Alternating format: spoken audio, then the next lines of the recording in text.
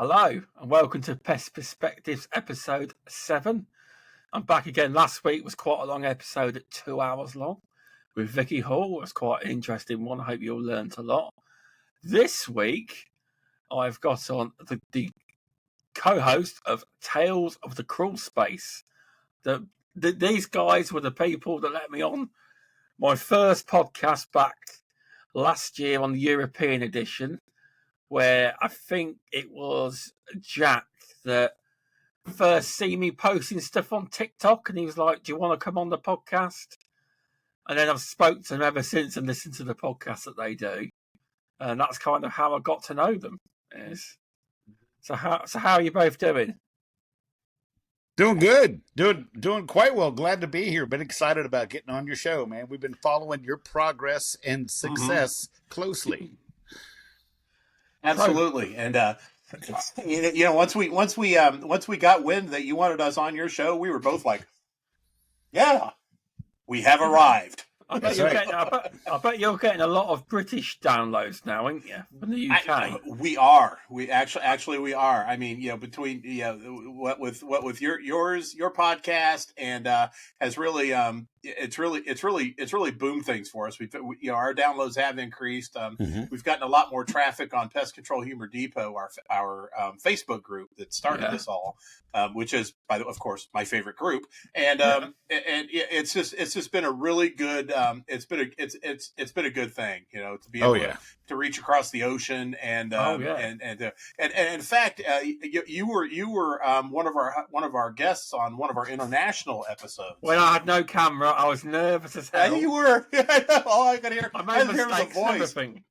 We were like, okay, this is fine. It's like the cunt doesn't have a camera, so it's like, okay, well, there it is. Yeah. I didn't have one. I didn't have the confidence either to go on camera then, but now I'm that's not right. really. But then you saw me and Jack, and it's like, well, fuck, I could do this. Yeah, I think that episode we had you in the UK. We had Dave Line from Australia. We had Mario Filippi from Brazil. We were all over the world. So we had Rodney from Canada. Rodney from Canada. We don't count that as international. That's not anymore. Diet, we don't. It's Diet America, but Diet America. It's American Light. It's America's hat.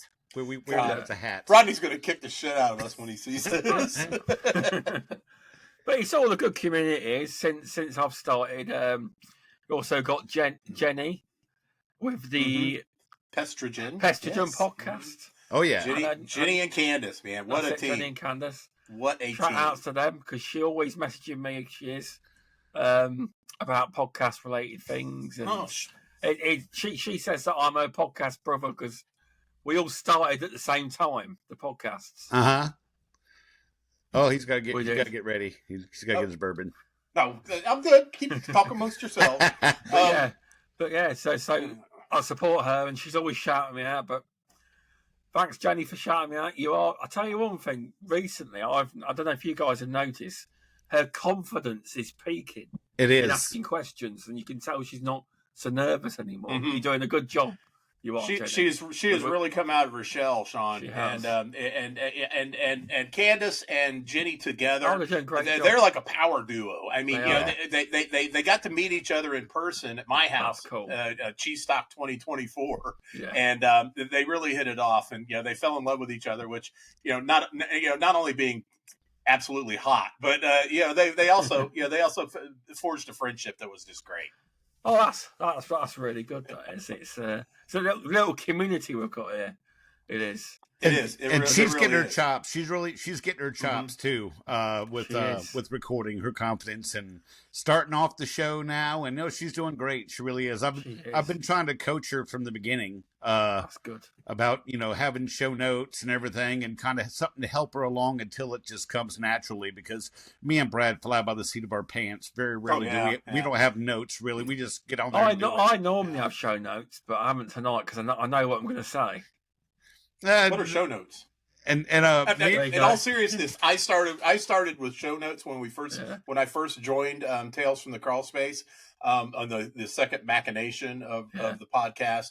And but after that, I was like, yeah, piss on it, man. Let's just do this.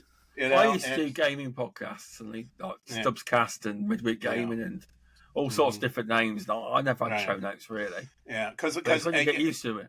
Exactly. Yes. And a show like a podcast like ours, Tales from the Crawl Space, it is not, we make absolutely no claims to be educational or inspirational or anything like that. Jack and I are here to have fun with whoever wants to listen. It's very different for Pest Control podcast because it's normally very serious. It is all the time. It is. So it's something different. And, I mean, those are a dime a dozen.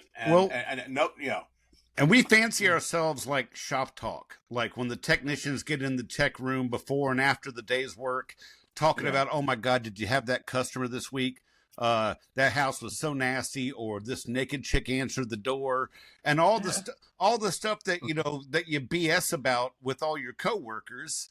Yeah. That's what this show is. That's what Tales from the Crawl Space. That's what Brad and I are trying to do is, because there's a lot of people, we get emails and messages saying, I'm a one-man show. I've been doing this on my own. Yeah. And now I don't feel like I'm alone. I feel like I can sit and talk shit and talk shop with people because I get to listen to your show and I get to send you in stories and everything. That's right. And that's actually how Pest Control Humor Depot came about. I mean, I basically did it out of complete and total butthurt. There was this one guy that had a pest control meme page on Facebook, and he had some rather some mildly amusing memes. They were great. He made them himself and everything. So I was like, I want to put some, because I had memes too, and I wanted to put them somewhere. And then so I was like, I kept sending them to him, He just kept rejecting them, never posted them, anything like that. I said, all right, this is getting slightly annoying here. And then, I was at work one day and I was bitching to one of the technicians there, Josh, and he's like, and we talked about it. And, I had thought about maybe starting my own group. He goes, man, just start your own group. So, I started it as Pest Control Meme Depot, and it's like where anybody can put anything on there, pest control related and everything. But after that, Shaun, it grew into so much more. People were networking, and they were getting, they were coming venting their spleens, and you had those, look what I did moments, and stuff, and it just snowballed. And in 5 years, we were up over 10,000 members, which affectionately we call cheese bags. Yes, so, cheese bags. Yes, my cheese bags are my life. In England, it doesn't go down very well. Some people heard the term cheese bags, and on one of my posts or the podcast that Jenny was on for the Beauties and Beasties, and the Brits didn't really like it. The cheese bags. I'm used to the term cheese bags. Over here, they call us pesties. I don't like being called pesties. I don't like pesties. That just sounds so flowery and cute. I don't like the term. Yeah, because Jennifer likes to call, or Jenny likes to call everybody pesty besties. Pesty besties. Pesty besties. Yeah. So, but yeah, I feel like PCHD and Tales from the Crawl Space have really we meet a need. Is a word. Yeah. People just need to not have to, be serious all the time and just kick back, cut up. And Jack and I, that's what we're here for. We're to help you out with that. And, like we said before, it's unscripted and we like it that way, because sometimes we'll have a great topic. We're like, okay, let's talk about this and everything. 5 minutes into the show, man, we're just fucking all over the place. We're just like last week was a perfect example. We wanted to talk about the beginning of season, the swarms and everything like that. We ended up talking about damn near everything else but that. And but it was a good show. It was fun. I don't know. I can't speak for Jack and our other 12 listeners, but I had fun. Oh, I had thousands. You have thousands, not 12. Thousands. I guarantee you do. I would say so. Well, you got in a pest control magazine for the podcast, didn't you? As well. Oh yeah. Yeah. Oh yeah, Yep. and we've shown up on newsletters like for big box company internal newsletters. Our podcast has shown up on. We've seen evidence of that, and I liken it to being famous in a microscopic universe. Yeah, I mean, exactly. You go out to any yard, you kick away the leaves, the twigs, and the dog turds. Tales from the Crawl Space is right there, and we're there. We are there. It's been a hell of a ride so far. The minute I knew I arrived with that is when I was still working before the car accident. I was in the chem room of the place I was working for, and I was talking to the guy about stuff I needed. And someone outside of the chem room goes, wait, I know that voice. I know who that is. And then come around, he goes, Jack, Tales from the Crawl Space. I'm like, holy hell. Big time. Yeah. Yes. And if I'm driving through town, I keep business cards and some swag for the show in my truck. And I've seen a guy in the park, in a parking lot, getting lunch or something, and I'll walk up and go, "Hey, you listen to podcasts?" And he goes, "I've listened to you. I know who you are." Yeah. That's good. I get to say I get it too. It's like I'll go up and I'll see say an Orchid truck or a Terminix truck or something like that. I'll go into the gas station or something. I've got my PC or PCHD magnets that we've been selling, but I've kind of given up on selling them and just kind of give them away randomly. I'll go up, I'll give somebody a magnet, and they'll be like, they'll see my sunglasses and be like, "Hey, you're that cheese bag guy." I'm like, "Oh, cool." That's really good. That is. Yeah, that's really good. That is my greatest triumph. Speaking along the same vein as Jack's there. I was at the Purdue University annual conference this year. We get into the auditorium, and the topic of this particular training module is AI, and how we use it how we can use it in our business, what to do, what not to do, and all that good stuff. And so he gets on chat. He starts talking about this Chat GPT thing. I am old. I don't do any of this. I will Google something and something will come up AI. So give me suggestions. I fucking ignore it. Just scroll. Yeah. But I get. He's talking about that, and he goes, "You can ask this thing basically anything, and it will give you an answer, even though may not be the right answer or the answer you're looking for. It's going to answer it." So he goes, and he puts it out to the auditorium. He goes, "Ask anything. Ask me a question. We'll put it in." And then somebody jumps up and goes, "What's a cheese bag?" I was like, I was just so touched and moved. It was not even funny. I was just sitting there. My boss, William the Merciful, the other two dudes that was with me looked at me like that, and I was just over there like, little tear running down my cheek. I was like, "Oh God, this is the best moment of my life." This eclipses my daughter's birth. It was great. But yeah, I mean, just. And I mean, on a personal level, it does give Jack and I a big rush when we get that, but we try not to let it go to our heads, because I hate people that let shit go to their heads, right, Jack? Yes, we do. yes, we do. Yeah, I mean, we don't profess to be speaking for all the technicians when we are on a podcast. No, although we do try to keep it edgy. we will. You do. But it's some people out there are like puppies, so excited to see you and pissing all over the floor, and it's precisely just back off, little puppy. It's okay. That's right. It's like me. I'm here to drink. Drink on the podcast. Jack, when he's in Pennsylvania, he'll smoke on the podcast, and everything's good. Exactly. But no, what was it like being in the? Was it PCT magazine? Oh yeah. Was it PC? What was it like? Did you send them an article? Did they reach out? Did they contact you? Well, they reached out to Jack. Brad got in at first with the Depot before Tales from the Crawl Space. That was actually Pest Management. PMP magazine. PMP magazine. Pest Management Professionals or something like that. PCHD actually made it onto there. And then the following year or two later, they approached Jack about an article for Tales from the Crawl Space, and Jack stuck it, man. He did it. The article was beautiful. And that's good. although they did cut my part out quite a bit, the Jack's was really good. I have read it. It is good. And I was actually sitting here bored, shopping the show around, just trying to get more traction. Yeah. And I had a little form email that I was sending out to. I even sent it to a couple Pest publications in the UK.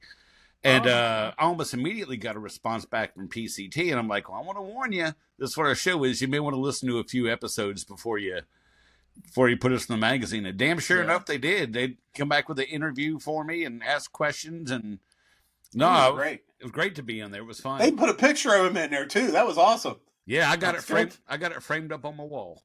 But I'm sorry, but Shaun, I'll tell you the biggest thing that really hit me when we were able to get in a magazine was when PMP hit me for PCHD. When I first started in this industry back in 19, I was picking up these fish wrappers, the trade. That's why I call the trade magazines, the fish wrappers, and I was looking at these, and I was looking at the articles and stuff like that and everything. Granted, I was a total greenhorn, maybe less than a month into the business, and I said, one of these days I'm going to be on the in one of these magazines.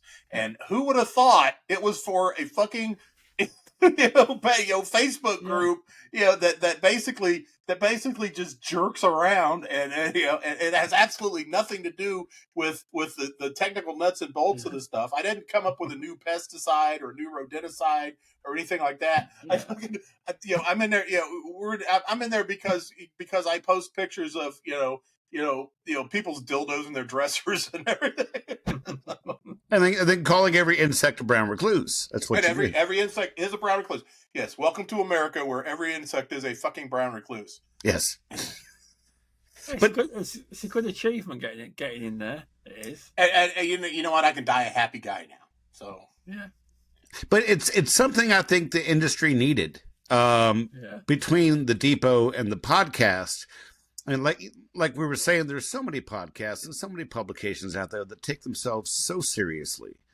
And I mean, and Shaun, to be a pest control operator, you got to be a special kind of person.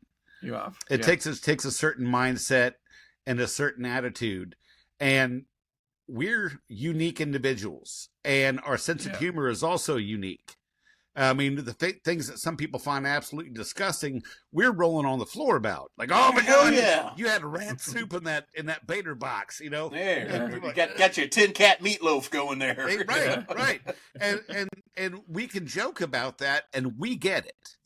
Yeah. And I'm proud of the fact that Tales from the Crawl Space is the only podcast of its kind. We're the only show of its kind, and I'm so very proud of that because. Anybody that's going to come after us, where they got it from. Yeah, right. Exactly. So, imitation is the sincerest form of flattery. Yes, it is. And I haven't tried it yet, have they? And that'll be great. And I'll be happy to,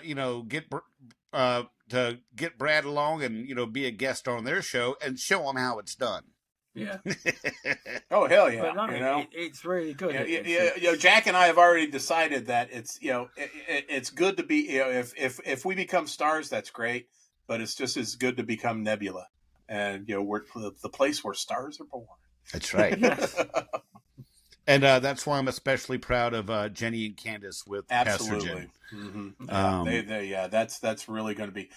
They have definitely found a deep niche in there because women in pest control. Oh my God! And with each passing year, more and more women join our ranks, and they need a place. It needs to grow more, though. It needs to grow more. Oh, it will, and Shaun, it will. It really will. It's definitely and someone like people like Candace and Jenny, they can show the way, and they have a place for the ladies to go and talk about guys because we are all pigs at the end of the day. So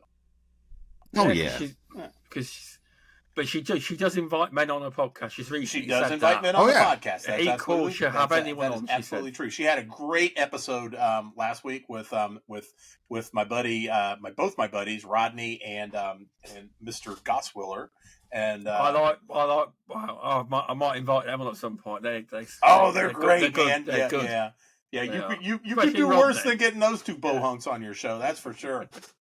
I'll tell you, Rodney makes a great guest co-host when Brad goes on vacation too. He does. I remember. I have yet to find my great co-host. I may have to poach Candace and Jenny or Jenny when I that'd be great on vacation. That'd be fantastic if you did that. I would love. But for one thing, I need to get my Nordquist couch fix. Yes. Yeah. Oh, and did you see she put a little Joker up on the couch for me? As she did. Yeah, that was sweet as hell. I love it. But I like to think that we were kind of the springboard for that. And I take a lot of pride in their show and in their success, because I like to think that our show kind of influenced their creation. So yeah, that's right. Our heart soars like eagles over this. It does. Well, she calls you the brother podcast. Mm-hmm. She does. The Pestogen says it's like a sister show, the brother show. Yep. Mm-hmm. I'd be interested to know whether or not Jenny and Candace would ever want to do like we did and come over to Riverside and have the option of a live, because Jenny is such a perfectionist. She has she wants to make sure everything is just so, and she does a great job of it. Candace is the same way to a degree, and so it'd be interesting to see, because it'd be great to have them on the live thing, the live stuff on the podcast. I love it, I really do. Yeah, you can tell. I've been gushing about it ever since we started this, but I'm going to be going live at some, because I can now go live on Facebook now. You have to have 100 followers on Facebook to go live. So. I probably, Shaun, to be honest with you, probably one of the most dangerous things you could ever do in podcasting is to put me and Jack on live. because you are asking for trouble, mister. But it's fun. I mean, fuck yeah. What I like about it is it kind of generates its own content too, because we've had, Brad and I are subject to burnout. We'll get halfway through a season where we do 11 out of 12 months of the year, almost consistently weekly. Yeah. So halfway through the season, we're like, man, what are we going to do now? What are we going to talk about? We've talked about it all. And now with the live component, having people in chat jumping in and saying something, it's generating content for us, giving us something more to talk about, building more meat into the show. Good. And I think people enjoy the interaction, having their name called out on the show and things like that too. Yeah. It's fun. It really is. It is. It's good. Also, have you recently switched to Riverside?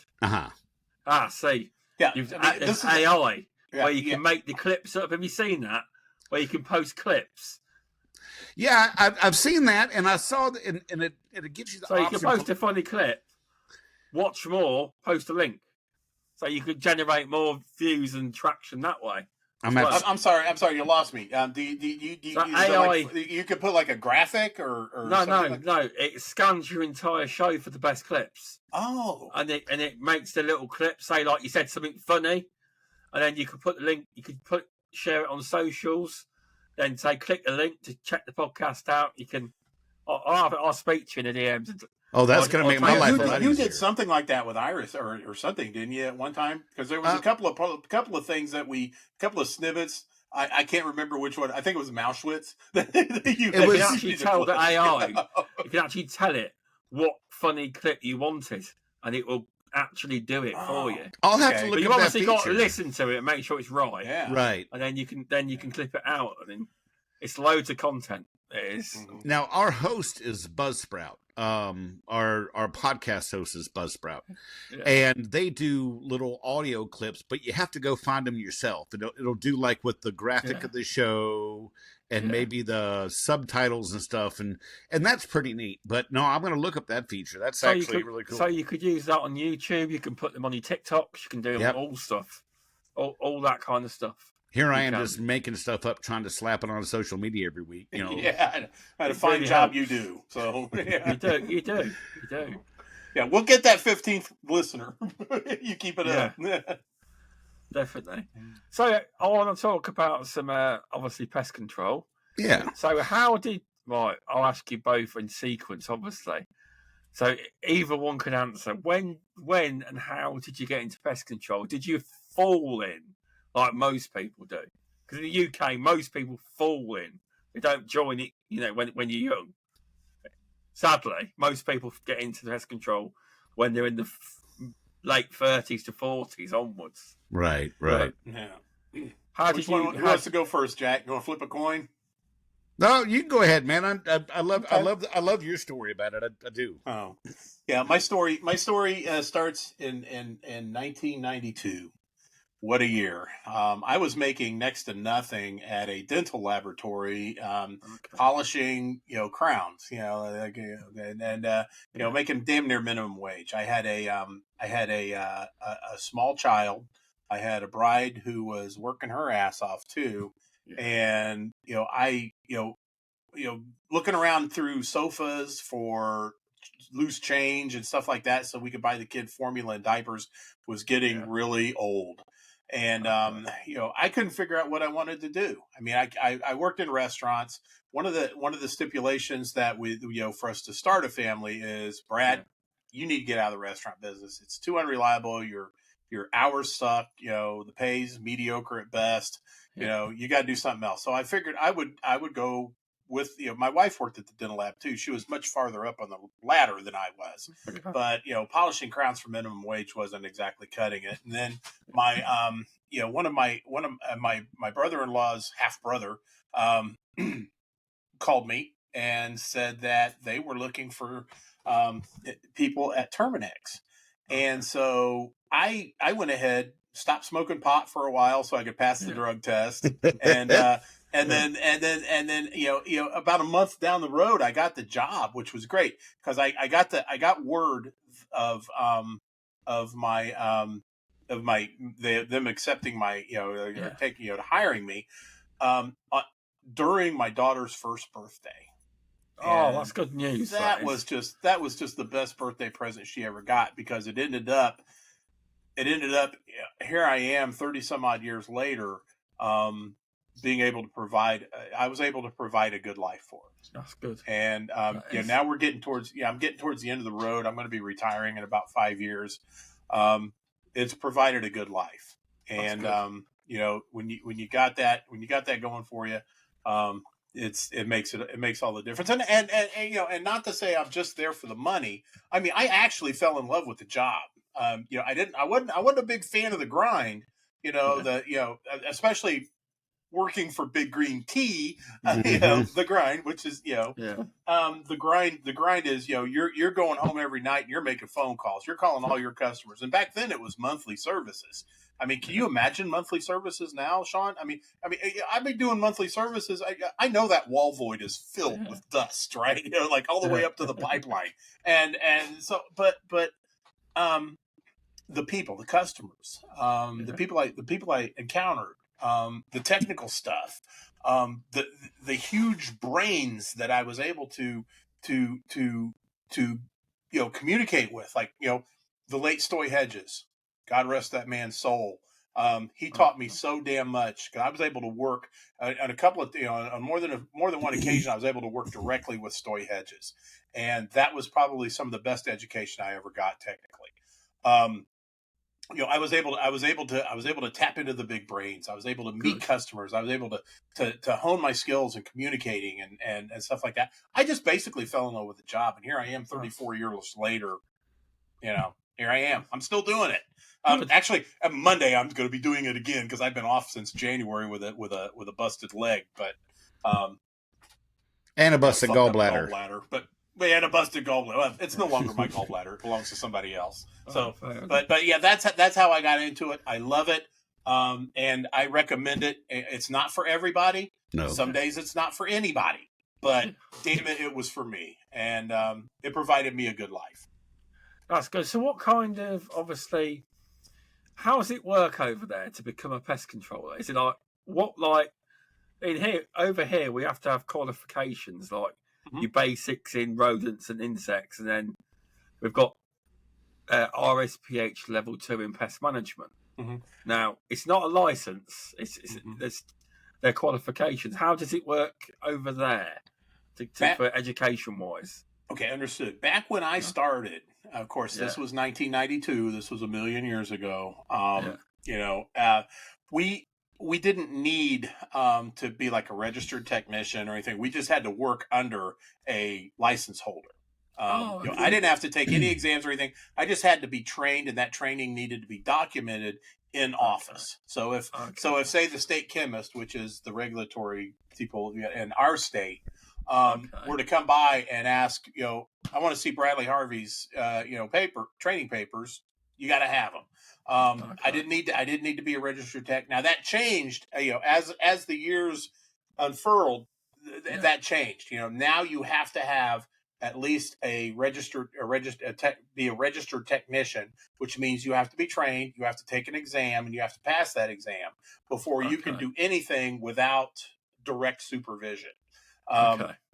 What registered technicians can do here is what's known as indirect supervision, which means the license holder has to be at least a phone call away, and at least 2 hours, and 2 hours from being able to be on the scene if something goes pear-shaped. That's how it is now. But they're talking about changing that even to where everybody has to be a licensed certified applicator. I don't see the need for it, as long as there's some accountability, but that's just me. Okay. But yeah, I'll try and thanks. It's very different to what we do over here. Yeah, it is. Every country seems to be different as well. Yeah, y'all seem to be. You folks seem to be a bit more. Need to be a bit more accountability from the jump than we do over here. And again, we're talking about Shaun. You're talking about the UK, which is you guys, and we're talking about me and 49 other different pesticide laws, because this is all controlled. This isn't centralized. I mean, it is centralized by the EPA, but the EPA gives a lot of that responsibility up to the individual states. So there's 49 other different places that you have to do shit differently. Okay, well, it's all the same here. 50 if you count Puerto Rico. Okay. 51 if you count Canada here in a little bit. Sorry, Rodney. It is stricter in America, I would say, though. We don't. Yeah. From my view, it looks stricter. It does. You may think it's stricter here, but it's probably stricter over. I will just say you have a lot more paper involved than we do. Yeah, but whether or not you it's mentioned like somebody wants to see your paperwork, like who did you say can look at your paperwork for chemicals? It would be an agent of the Office of the State Chemist here. Really, we Department don't have of Agriculture, other places. That thing would only happen if something catastrophic happened and someone died.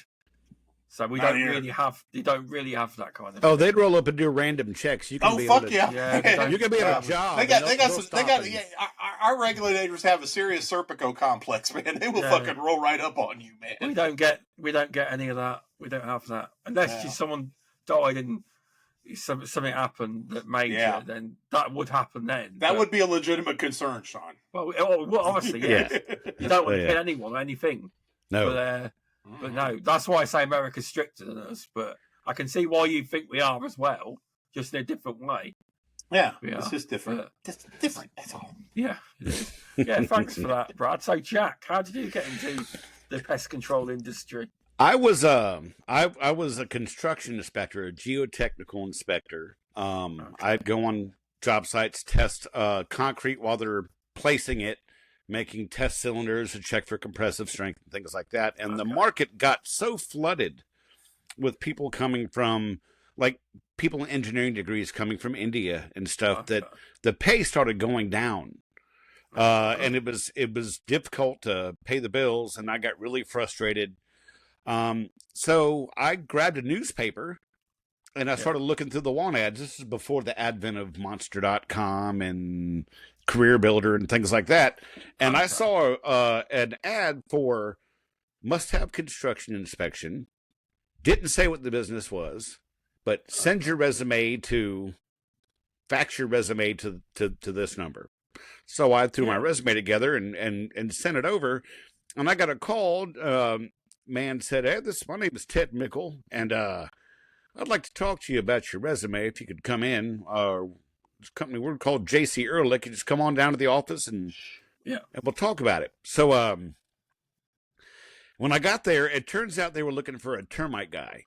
And when you do termite work, you need to understand how a home is built, especially the foundation, the different types of foundations there are. And I had an intimate knowledge of how buildings are put together, how the different types of foundations and stuff. And it kind of gave me a bit of a improved learning curve for doing termite work.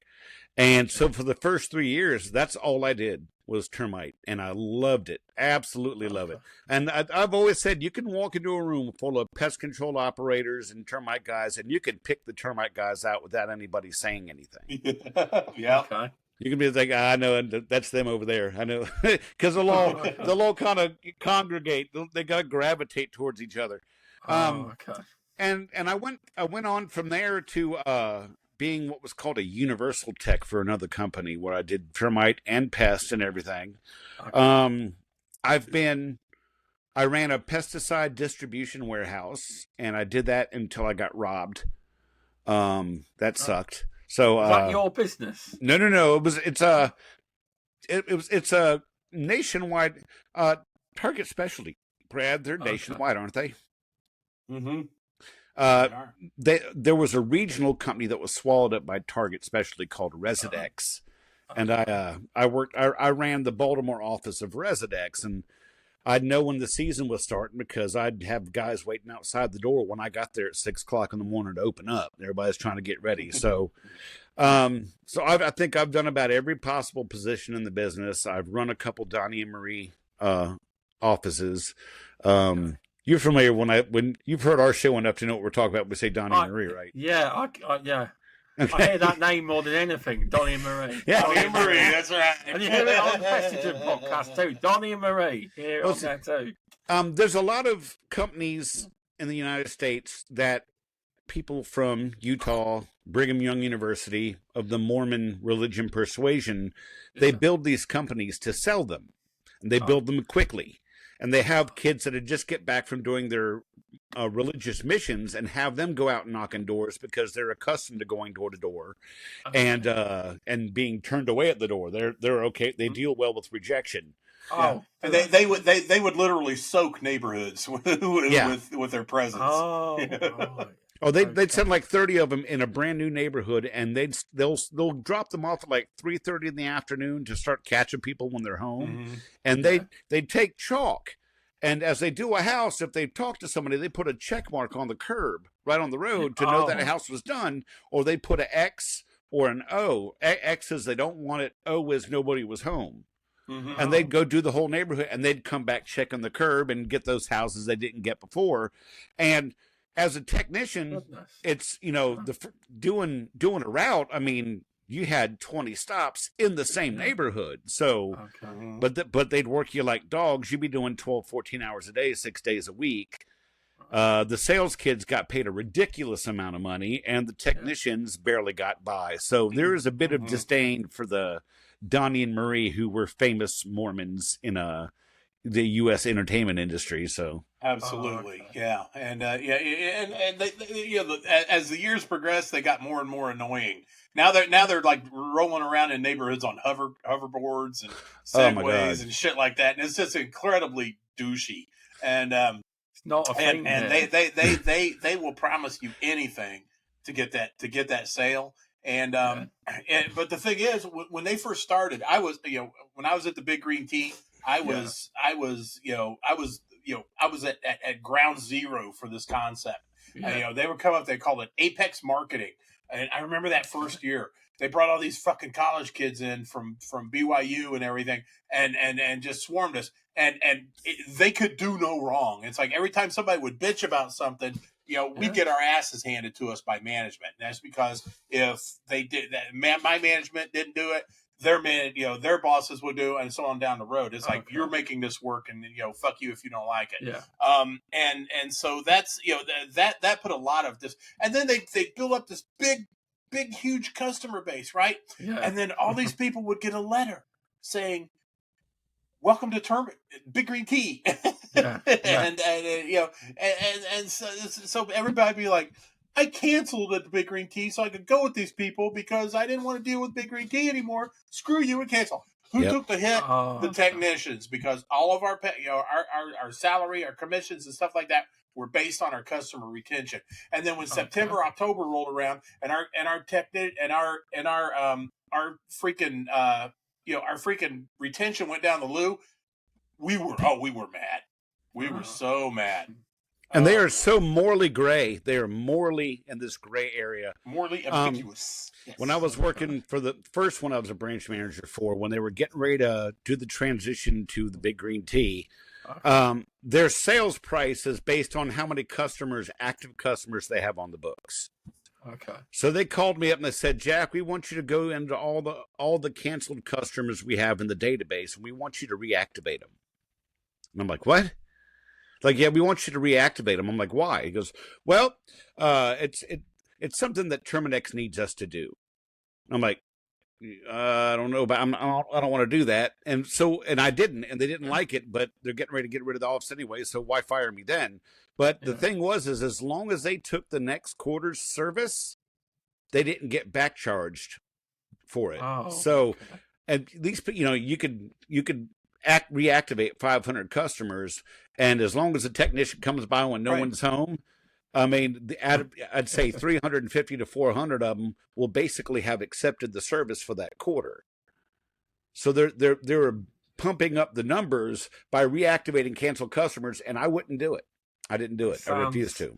Well, that sounds illegal to me. It's shady as hell. Either way you look at it, it's shady. Yeah, definitely. But yeah, that's see, door to door in England isn't a thing. See, I came onto this podcast to have a good time. Now I'm all pissed off. I'm having to relive it. It's like I hear choppers. Nothing quite like the smell of napalm in the morning. Oh, God. Yeah, Saigon. UK, shit, I'm still in fucking Saigon. People don't really have pest control on a monthly or quarterly basis. Huh. We have a few customers, don't get me wrong, but the vast majority is domestic one-offs, and we do commercial contracts. But door-to-door pest control, you might get a smack on it means you're dirty. See, pest control in America is, I would say, up here with like plumbers. It's a luxury item. It's a luxury item. In the UK, even though it is a specialist, it is a needed service. People don't regard pest control as high on the pest on the career path, if you get what I mean. You're absolutely right, Shaun. People over here will try to repair their own air conditioner. They will try to rebuild their own automobile engine. But damn it, most times they'll try to get their own, hire somebody out to do pest control, which is actually quite smart because I mean, you could fuck up a lot of stuff. Most do though. Higher pest control. I'm saying it's regarded higher in America. Yeah, and to your point earlier about it being just one-offs for residential. Yeah. Every company is recurrent, oriented. They want that recurrent business because that money's there when you unlock the door every morning. Exactly. But man, never, ever count out the one-offs because the one-offs will keep you going. Exactly. The one-offs are what gets you all the good toys and stuff in the season. Yeah. But the recurrent stuff is what keeps the lights on in the wintertime. Sure, well, we've got plenty of recurring monthlies and quarterlies for businesses. So I get the biggest biggest thrill out of doing these one-offs. And reason being is because they're always something that can be solved in one trip if you're doing it right. Say like a hornet nest or bed bugs or termites or things like that. These are the things that when you become... I say one-offs, but sometimes they're like rat treatment, so you got to come at least right. Yeah. Don't get me wrong. That's definitely cool as hell. You get that rat treat, you get the follow-ups and everything. But on those one-time services, you are such a hero. After you've gotten rid of the problem on a recurrent service, you're more of a utility, more of maybe even an inconvenience. But those one-offs, buddy, you got a cape, you got the blue cape and the red tights on, and you got the big S on your fucking chest, and you're in there and you're saving the day. Oh yeah. You get a big old bald face, a big beach ball sized bald face hornet's nest on the side of the house, and you walk up and you take care of that thing. Man, you could walk on water as far as they're concerned, because for them, they step outside and they see that thing, and that's the end of the world for them. Nothing gets my Hampton attention than a big old fucking hornet nest, man. Oh yeah, I definitely get shoved up for something like that. Or a wasp nest. Yeah. Oh yeah. Oh yeah. Oh, absolutely. Yeah. My favorite ones is when I'll get these ones that were called into the office, and I'll get assigned to it. It's like hornet nest in the mini bar, and I go, there's like 2 little mud dauber tubes in there. It's just like my favorite $150, please. Over here we have something called cicada killers, and they're these big, huge things that live in the ground that look like ground hornets. When I was little, I thought that was instant death if them things came out of the ground. Okay. But they're harmless. They're the females stay in the ground until dusk or dawn, and they'll go out and sting a cicada, take it back into the hole in the ground, and feed her larva with it.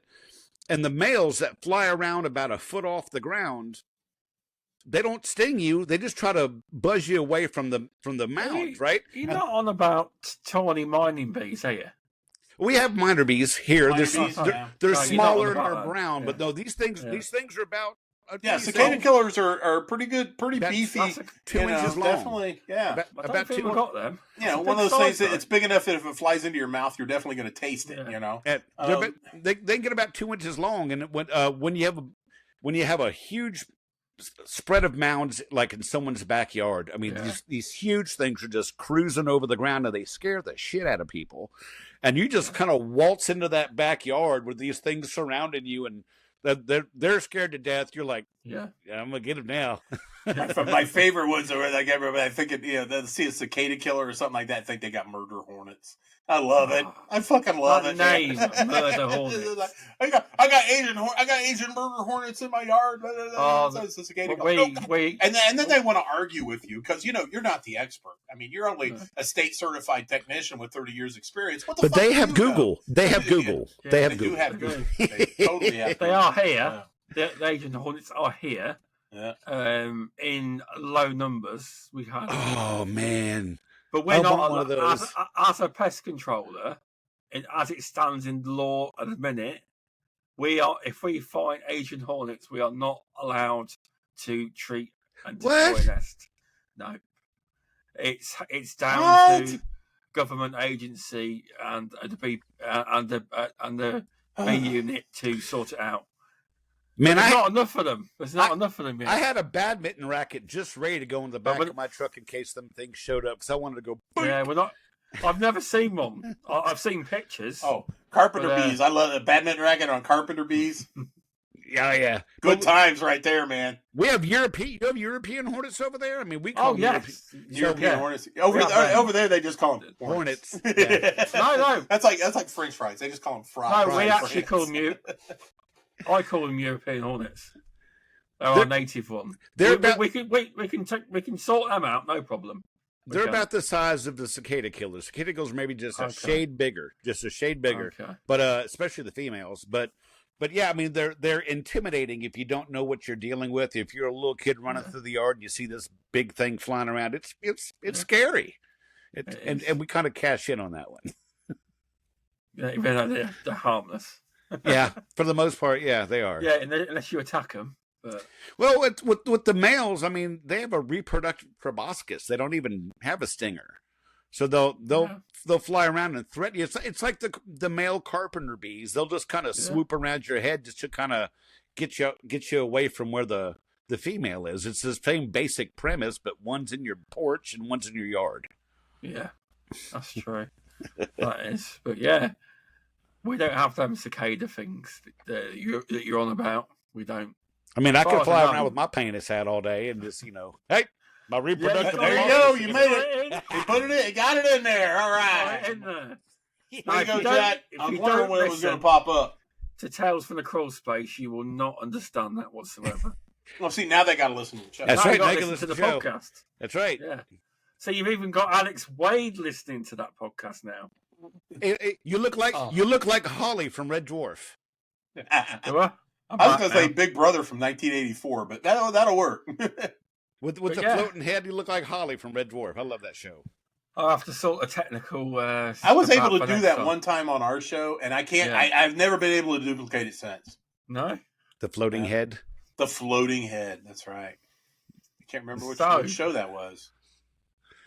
But anyway, oh God, I'll keep it on because I've turned the lights out now. You can't see the background.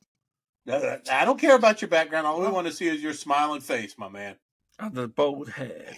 And your bald head. Stop it! You're blinding me. Okay. But yeah, so obviously you spoke about how you got into the industry. Mm-hmm. What's your favorite?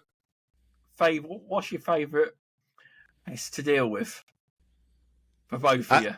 I think Brad and I had the same answer. We love stinging insects like wasps and hornets and stuff. Yes, that's our favorite. Mm-hmm. I love that. Yeah. Man, I get so excited. I wish I had a video that I took a couple of years ago of me attacking a yellow jacket nest that was in a wooden chest on somebody's front porch. I remember that. You remember that? I was able to document it, blow by blow, and it was the first time I was ever able to do that. And I don't want to toot my own horn, but I thought it was a great video. Yeah. And I had a lot of fun doing it, and it wasn't a long video because I was like, it was me putting on my bee suit, me going over there, me fucking their lives up, and then taking care of it. It was great. I really had a good time. I'm looking forward to this coming season that I can do something like that again. But yes, Jack and I both agree, definitely stinging insects. Yeah. Nice. Oh yeah. I do like the wasp nests. I do. But we'll see what this year brings. We will. The UK, it's all changed. Well, your pest pressure is way different than it is here in the United States. I mean, I don't think you have the range of types of. I mean, we go everything from scorpions to but you've got. I mean, obviously you've got moles, voles, rats, mice, and stinging insects, but. Do you have like a huge list of pests that you deal with, or does that basically cover it? Not compared to you. Obviously, we have fleas, bed bugs like you guys do, cockroaches. Yeah. But no, we don't deal with scorpions. We don't have the list you guys do. No chance. We don't have snakes. Do you deal with snakes? I have snakes. Only by accident. Okay. When they get stuck in a glue board. Yeah, you get like a garter snake comes in. If they're dead, I can't do anything about it. But if they're still alive, I will do whatever I can to get them off of there. Okay. We can't use them. Yeah. Or I know. You can't use glue boards. You get a big black snake in a baiter, and you open it up, and he's sitting there curled up. You're like, that one's not getting baited today. Yeah, that's right. But that's when you learn to kick. You open it up, you shut it real the fuck quick, and you move on to the next station. Yep. Yeah. If you're lucky and you're barcoded, you can snap that barcode real quick and slap it down. No evidence. Yeah. No activity. But that's why you kick the stations before you open them. Yeah. Yeah. Yeah. You are supposed to do that because obviously there could be a rat in there still. Working in D.C., where all of Washington, D.C. takes their trash to this one central location off of New York Avenue, which is on the east side of Washington, D.C. Yeah. And for some reason, where all these piles of trash were, they had like 10 rodent baiters, which I really didn't see the point. Totally. I mean, but there's enough vitamin K floating around those piles of trash to just about make that rodent bait useless. But I would go going around checking those stations out, and this big honking rat, I'd say the size of a normal-sized cat, comes out of that station and damn near tries to tear my feet off. I had to stomp on his head because he was attacking me. But they get I worked around the Baltimore, D.C. area. We have gigantic rats, really big rats. So. A little factoid: Baltimore actually had to outlaw rat fishing. They would have tournaments where people would stand in an alley with a fishing pole, put a piece of pork chop on a treble hook, and cast it down by the dumpsters. And when a rat would grab it, they'd reel it in, and they'd have weigh-ins, kind of like a bass fishing tournament where you'd weigh your fish in to see who had the biggest fish. And they had rat fishing tournaments in Baltimore, and they actually had to outlaw them as cruel.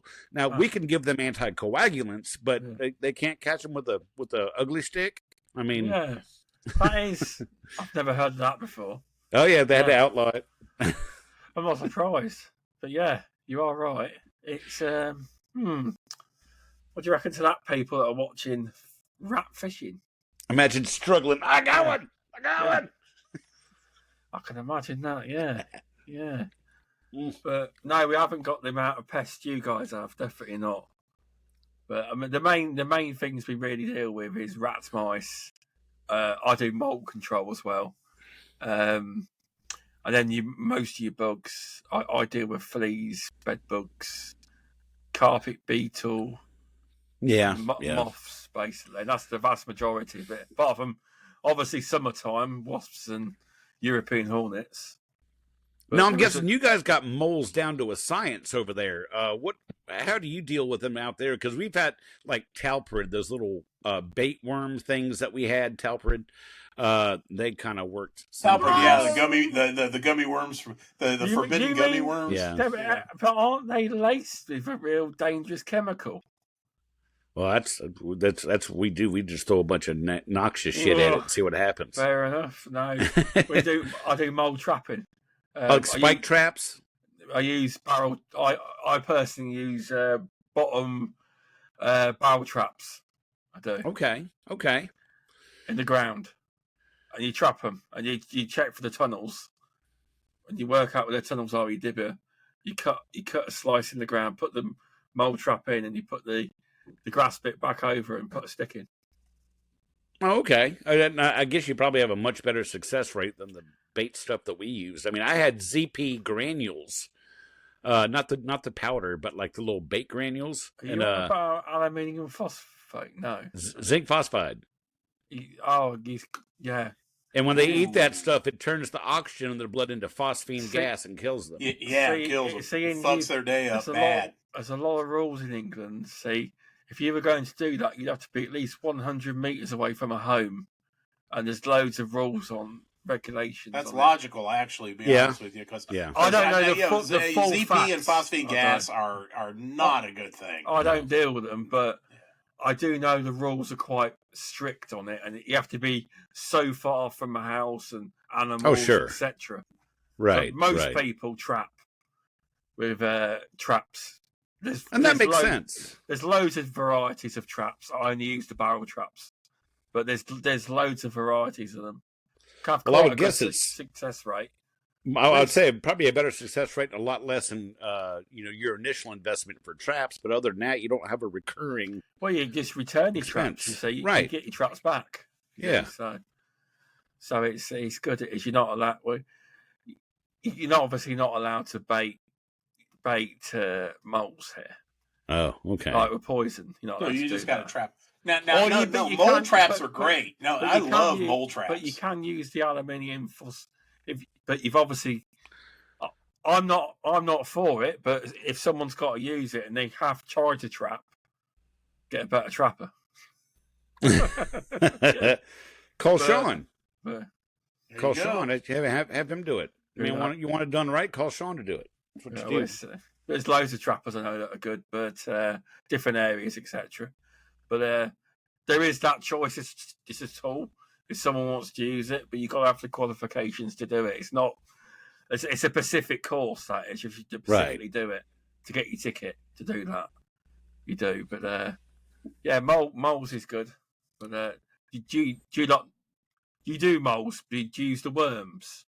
Then that's an option. That is an option. Yeah, we definitely have some really good mole traps out there. Yeah. There is and to get off get off track off of moles. It's fine. Let's talk about pocket gophers. I don't know if you have gophers out there. But no, we have something here in America called pocket gophers. There is a lady out here in the States that works around the southern, central United States. She calls herself Gopher Girl, and that woman there is the bomb. That woman is deadly to gophers. Okay. and I follow her on Facebook, and she's does an incredible job, and she is strictly trapping. I need to look her up because that sounds interesting. Gopher Girl. Just Gopher Girl. It's look her up on Facebook, and she's got a lot of really good, really good pictures and stuff like that. Of death and destruction, which we all love.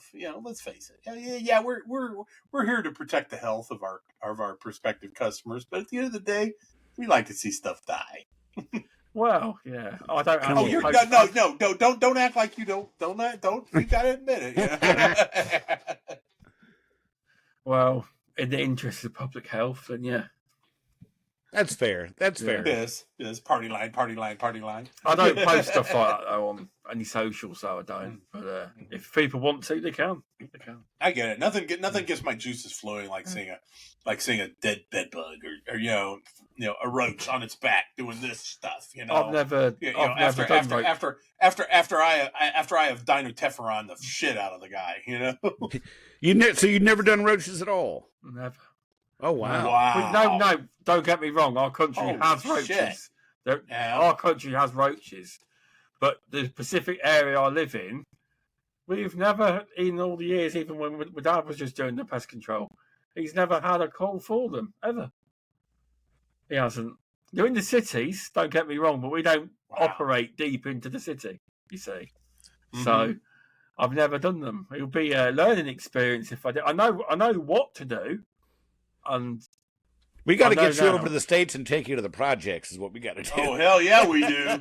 Yeah, update your passport, buddy. This is going to happen. We're going to get you in like a rent control building where they'll actually Section 8, baby. They'll cloud over top of you on the ceiling to drop off onto you to try to get to a better food source. They'll actually follow you on the ceiling. So yeah. Wow. I don't know who that is. Alexa apparently the Amazon device thought I was talking to it. So. Oh, okay. Yeah, I've never done roaches, but I was going to say if you were on speaker, I'd say Alexa, play porn music. Oh shit, Mike! Hang on. Alexa, stop. Fuck. Kind of forgot I had one there. Yeah. Oops. Now my bride is going to come home and look at the Alexa and say, Brad, were you playing porn music? It's like, yeah, baby.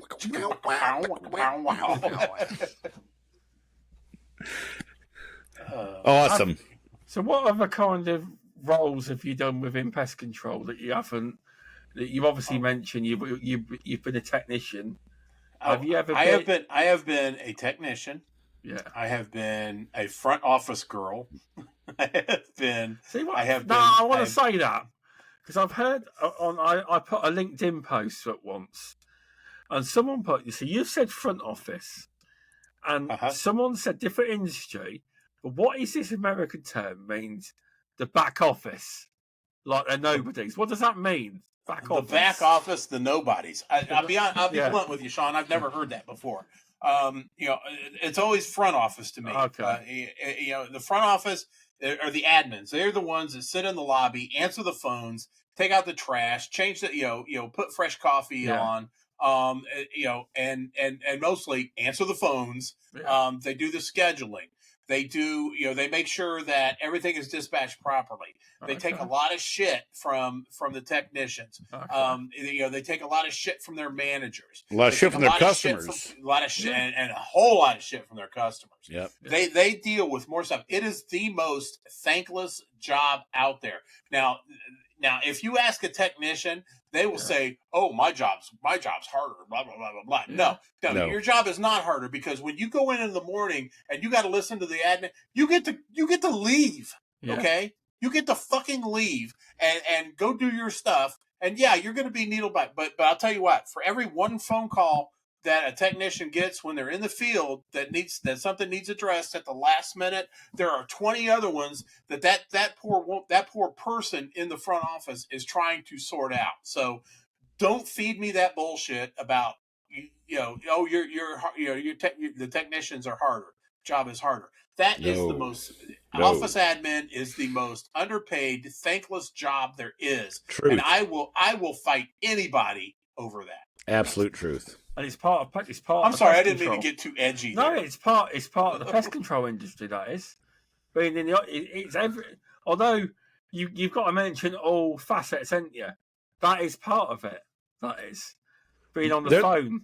They're the backbone of each office. They're absolutely the backbone. They are. They absolutely are. And God love them. We don't give them enough credit out there because we are out there as technicians. We are out there dealing with a lot of shit, and I get it. But they deal with a lot of shit too. And we don't have people and so like that. The whole technician front office, all the shit that they're that's wrong. Okay, you're working together, and you need to. And it just kind of bristles me a little bit whenever I hear about a technician talking about front office, because then you got the office admin going, the technician's blowing me shit. Anyways, I'm trying to get that. So it's all the same. It's all the same. It is. Only the technician makes more money. So let's not forget that. Right. Yeah. Right. So it is an important part. I mean, I don't obviously know anything about that because we're so small. It's just me and my dad, you see. So we take calls, but I know it's like to talk to customers, but it's very rarely I have to deal with someone who's not very happy because we always like to make the customer happy. Everyone does. They do. And I think in a smaller outfit, it's probably a lot easier to control because it's a lot more personal service. Yeah, it is. And but when you get with the big box companies, you're just a number. Your customers are just a number, and you throw these guys out there, and it's quantity over quality. Yeah, and people are invariably going to get pissed off and call the office about it. Yep. Yeah, I've never went straight in and worked for my dad. I've never actually worked for a big box company. Well, you're fortunate. You're very fortunate. Yeah, bless you, man. I know when my dad retires, I'll be taking over the firm, and the idea is that hopefully I can keep the company going and grow it. Then one day, my son, who's 10 now, will take over the business, like family business. Well, you're bringing them into the future with all the social media and stuff you do, and all the posts you've been doing. You're definitely headed in the right direction. That's for sure. Yeah, make sure that little shaver's a cheese bag now. Well, he wants to be one. He dressed up as me on a cheese bag in waiting. I love it. On Hero Day at school, he dressed up as me. Thought it was amazing. I know. Hey Jack, does that sound Nord as fuck or what? It does. It does. That sounds Nord as fuck. Awesome. That's awesome. That's something to be proud of, for sure. It is. It is. It really is. But yeah, it's why I've been involved with the try to get involved with trade body to help push the industry forward, and that's a new learning skill. That is. There's a lot involved in it, but. It really is, and the fact that you're starting young is all the better. What's that? Sorry. I mean, I said the fact that you're starting young with the lad is all the better. Oh, he's not doing pest control. He wants to be one, but in the summer he does. I was gonna say he's like what 10? Yeah, that's a perfect age. he does come in the summer sometimes when we go wasping. Obviously, he's kept safe. He doesn't get hurt, but But still, it's the experience. Do they make little tiny bee suits for 10-year-olds? I'm sure we can find one. I could probably Amazon one right to you, buddy. To be fair, I mean, I could probably find one anyway. I could. Oh, because nothing grows your balls fivefold like a bee suit, man. I'm telling you. Yeah, you get kind of brave. Oh God, big hornet nests and stuff. If they're like low on the tree, where I could actually reach them without a ladder or a pole or something, I was like, I just put that fucker in a headlock and just, it's great. That's how many times I've worn one. Twice. Yeah, see, Jack is not a big bee suit guy. Me, I was not a big bee suit guy until I started working with William the Merciful, and now I'm all about the bee suit, man. Because I can freaking knock something out so quick, and I mean total annihilation and resolution. None of this. I'll dust this a little bit, and I'll come back in a couple hours. No, fuck, man, aerosol. I'm just like rip that fucker off and throw it in the bag. It's bee suits are good. $250, please. But I find that when you're sweating and it's real hot day, that the fibres or whatever the bee suit's made out of, the hole that you need to see to get into the nest, it kind of blurs your vision. Yeah. You know the material in front of your eyes. It does on a real hot day. Do you not get that then? Okay. No, I must be blind. No, I think you need to see a doctor. But no, I was just kidding. No. I get it. I learned a while ago when I first started wearing a bee suit that you've got the black mesh here around the neck. Or you got the white mesh here around the neck and the black mesh up here. Yeah. You can see better out of the black mesh. And sometimes I'll put that bee suit on, my bonnet's like up here, and it's like, oh fuck, where's the hole? And it's just like pull it down. There it is. Yeah, you're right. Well, and my problem for only wearing it twice is that most companies buy them for people who are way smaller than me because I'm Sasquatch, Bigfoot. I'm really pretty big. I'm not small either. I lost a lot of weight, but I'm tall, broad shoulders, and most of them don't fit me. Yeah. So if I put it on, I'd have exposed skin anyways. So what's the point? Nah, that's what I like. I am using William the Merciful's old bee suit, and he is like 6'3". His name? Is it actually? No, it's Bill. His name is Bill Huth. William Huth. His name is so cool. I call him William the Merciful. It's so cool. And because he's a hell of a guy, dude. He is.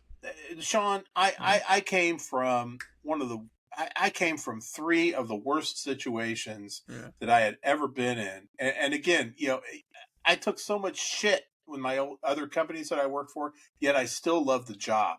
Yeah. I was able to get with him, he used to work for me at the Big Green Tea. Yeah. I was a service manager. He was one of my technicians.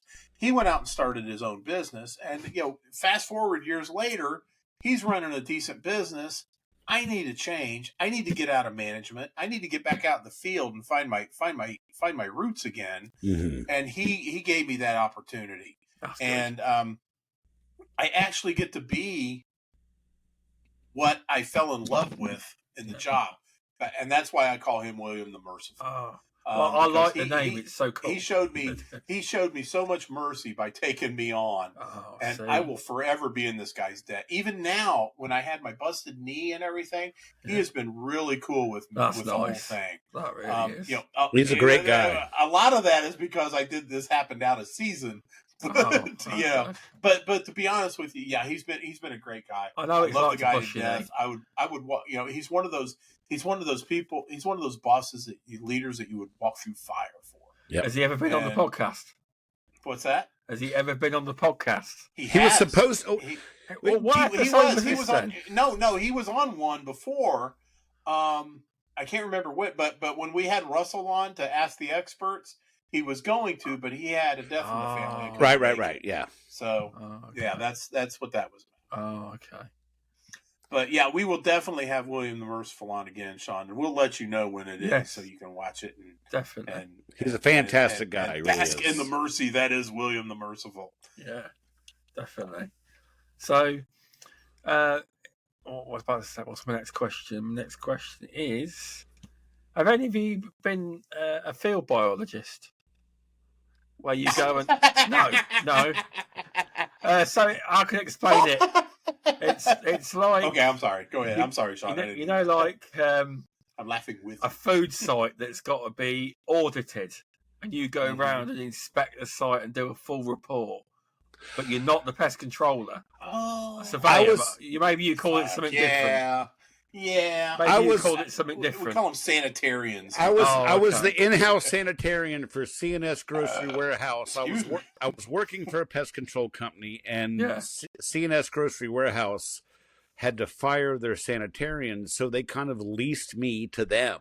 Okay. For like 6 months. Okay. And that's the only place I went. They had 2 dry storage buildings, a cold storage, and a frozen storage building. Okay. And I'd have to go through, they had barcodes on the walls. I had to check everything out. I walked all those buildings like 4 times a day, had to put together a big report for what I had to do and what I saw and the stuff that came and went. So, yeah, I kind of, in a way, I was the in-house sanitarian for a grocery warehouse for a while. Okay. That's not normally like, well, every day. Yeah, I'd show up there at 7 o'clock in the morning. I'd leave at 5 in the evening, all day long. See, what I mean is someone that goes like every so often and does a check. It's more of a check that the pest control firms doing their job properly, rather than being there every day. That's what they want, but and because some of these sites have real strict. These food companies have real strict guidance, and it's right. Like a so it's not every day. They want all kinds of documentation. Yeah. They want a full report on sanitation and structural issues, which is fine. I mean, we're actually supposed to do that. Yeah. But to expect to have some sort of documentation that's going to pass like an American Institute of Baking report audit or things like that, it's like, I'm sorry, you want that? That's going to cost you some money. Oh yeah, you can't pay more for that. You have. For like doing AIB inspections, that's a whole nother set of standards. Oh, and SQF, oh my God! It's like I had a plant. I had a lunch meat plant out here when I worked at the Scarlet Letter. That when SQF came along, oh fuck a duck, man! It was horrible. I mean, I was there every goddamn day doing something. And then God forbid you didn't have a period or a comma somewhere on any of the written reports. You had to fix that. Oh, we need you to come in and fix it. It's like, grab a pen for Christ's sake. Exactly. It's like, but those are the ones that really drive me nuts. And the ones that think that just because we come in and we do pest control, we inspect, we report, we treat, we monitor, we educate and stuff like that, we're supposed to make their sanitation problems go away, or we're supposed to be the giant Band-Aid that goes over all of their freaking sloppiness. And that killed me. I was doing this one dairy that had like a little luncheonette upstairs, and I was like, I was telling them this, and this, and they're like, oh well, that every restaurant has that. I said, no, every restaurant doesn't. Only the ones with pest problems. And they were like, I don't appreciate your tone. I'm like, it's like a mockingbird. If you weren't so nasty, we wouldn't have that problem. Yeah. Well, it's only advice to help them. It's like, it's pretty bad when you drive by a place where, like milk and cream and stuff like that, all these luscious things are done, and it just smells like egg farts when I walk up. It's disgusting. You should be ashamed of yourselves, people.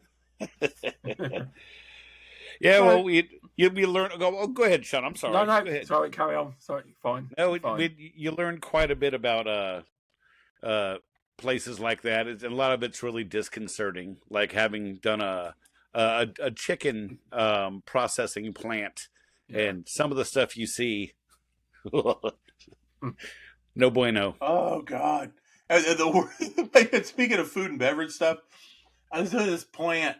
And this is totally off topic, but off the current subject. But I got it just made me think about that. I was doing this. It's a grain elevator, right?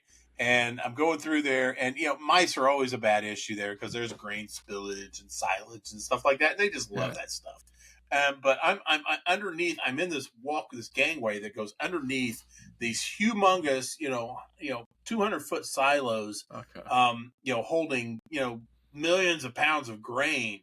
And I'm just walking around. I see it's just concrete, like concrete funnels that that go to the end where the hoppers go down, and it goes on the belt and everything.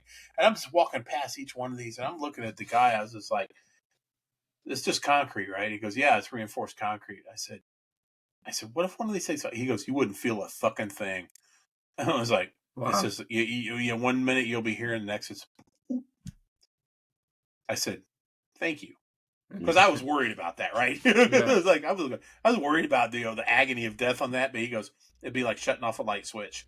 I said, "Thank you." Kind of like the people in that submarine. Oh Oh, that submarine, yeah. Oh, you mean the submarine craft Idiot 1? Yeah. You're there 1 second, and a millisecond later you're gone. Poof, yeah. I guess there was some mercy in that part that it only took us a millisecond, but well, they thought someone was banging, didn't they? Banging, banging, banging, but it wasn't. That wasn't the noise, was it?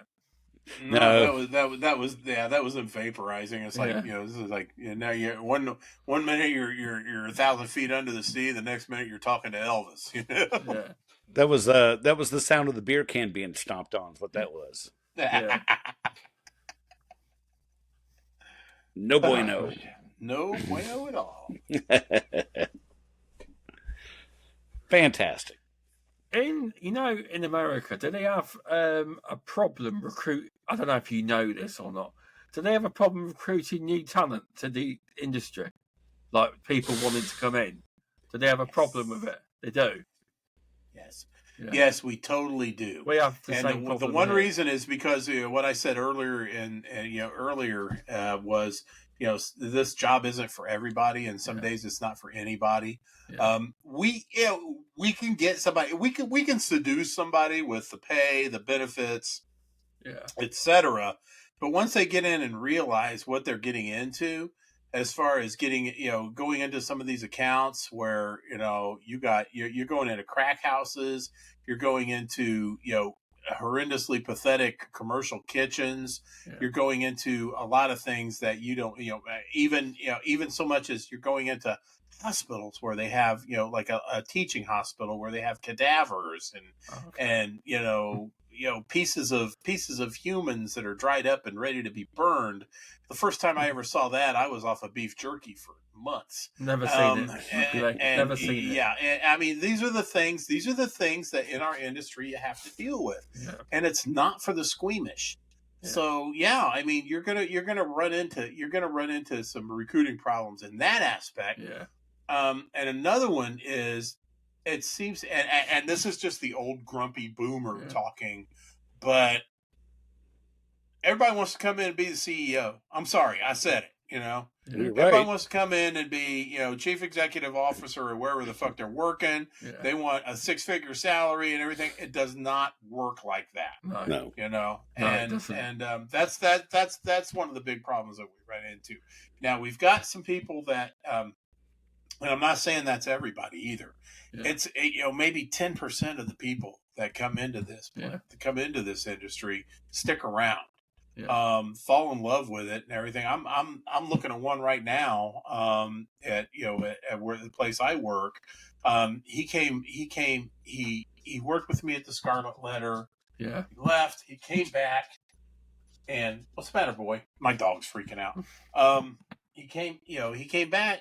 He came to work with us over where I'm working now, and it's been great. He loves the job. He digs it, and he's a rare breed. Be honest with you. Yeah. That's really good. Yeah, Gribble, that's a shout out to you. But like during the busy season, especially if you're a manager with limited resources, you end up getting something called warm body syndrome, where you bring someone in to fill the spot. And the problem is that during the summer, you get a lot of people that get the job just for the paycheck, just for a summer job.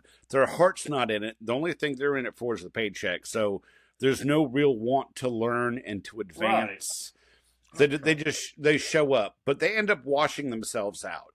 So I think from my experience, say if there's 20 people that I've hired over a certain period of time, maybe 5 of them really stick and really get a love for the business. So I'd say it's about a 20% retention rate for someone who actually is in it to win it. That's been my experience. Okay. Because in the UK, like the statistic came out that in the next 5 years, 50% of the pest control industry is due to retire. Oh wow! Yeah, so they're trying to help recruit younger people. I actually to fill the voids. Yeah. But I can see it. That's quite a statistic. That is, but I thought I'd ask you what it's like in America. That was all. Let me give you a little snapshot of what it's like in America, at least in some of the small businesses. Okay, William the Merciful is 56. Yeah. I'm 60. Richard is 66. Okay. Dusty is 65. And Gribble is like 30. so okay. Yeah, that's what you're looking at. Is he taking the firm over? It's a wrinkle room. Yeah, I mean, But that speaks to the work ethic that people were brought up with. I'd say boomers and Gen Our X. Our generation was brought up with. Well, I'm Gen X, so apparently I'm a millennial, even though I'm 40. I'm on the cusp, and I think I'm Gen X. I am a boomer, but I'm 2 months away from being a Gen X, so I can go either way. I swing both ways, guys. And Shaun, I think that you, growing up, working for your father's business, I think you probably inherited your father's work ethic, which is a wonderful thing compared to what a lot of millennials, there is zero work ethic at all. See, I thought millennial was like a kid, and apparently millennial's not. Not anymore. No, it was mentally. It was a kid at one time, but shit, they're in their 30s and 40s now. Yeah. Well, it's like when someone says, "Well, back in the 1990s," I'm thinking that was 10 or 20 years ago. I was born in the 80s. I was 84. I don't get why they call it millennial. I don't get it. I was born in 71, so I get it. But no, I think it's also a testament to the work ethic, which is why your pest controllers are so many of them are due to retires, because when you come up with with a certain work ethic, you stick with it. You learn the business. You improve yourself. You become this young entitled kid. You think everything's supposed to be handed to you on a silver platter, and you don't really have the work ethic to stick with a job and work through it, learn it, improve yourself, and improve the business. That's what you should do. Most definitely. Yeah. Most definitely. Oh. I mean, I think I've done just about every position in this business. Missionary, doggy. Reverse cowgirl. Yeah, sure. Reverse cowgirl. Because you can see the turd cutter when you do that. So. Yeah. The old hot Carl. Cleveland steamer. The filthy Sanchez. Or the the filthy Frida. You know what the filthy Frida is? No. That's when you stick your finger in her ass and take it and wipe it across her eyebrows. So it's just one like. Oh my God! I'm a fan of the rusty trombone. Yeah, that's true. Poor Shaun. I'm sorry. You knew you were getting into it when you had us on the show. I know. Shame on you, Shaun. Shame on you. This is a sample, Beauties and Beasties, when these two eventually invite you on. I mean, we got an invite. We're gonna be there. You go. This is a taster. We do have an invite, don't we? Live. Yeah, that's like sometime a couple months from now. I think we're going to invade their show. God, you're letting them go on the mic live. Zach, what was the name of the podcast that we were on? It was like somebody takes over your podcast. Oh, something and Michael steal your podcast. Yeah, steal your podcast. Oh God, that was my favorite guest spot ever. Up until now, of course, Shaun. But I'm telling you, man, these guys just come in, and Jack and I, we said something in the beginning, and they basically took over. We came back at the end when they released us. It was beautiful. Yep. So yeah. So all you guys over at Pesty Besties, or I'm sorry, the other one, Pestrogen or Beauties and Beasties. Beauties and Beasties. Yeah, look out, man, because we're going to be taking over your podcast. Yeah. So you don't know what you got yourself into. God help you. God help you indeed. I think that's why Alex has been listening to your podcast recently. He's really getting into it. He's made himself he's got a little schedule, and he says, if you listen to all these different podcasts, there's a lot of content per week there is to listen to. But I was surprised when Alex wasn't listening to your podcast. I was like, good. Yes. Be prepared. Be prepared. Yeah. Well, we tried to give him a little taste of it when Jenny and her partner were on there the last time on Beauties and Beasties. So you'll be able to trip them up on words. Alex has recently had because they're getting a lot of American viewers, obviously, in the chat. And a lot of terms we use are something completely different in America. As an American, I can say whenever we see a chat box, we say challenge accepted. Oh yeah. But yeah, that'll be interesting. That will. But yeah, tell you what, it's been great fun having you both on. We've loved it. It's been fantastic. Oh, we have. Good. Totally. I'll tell you what, we'll have to do this again. We will.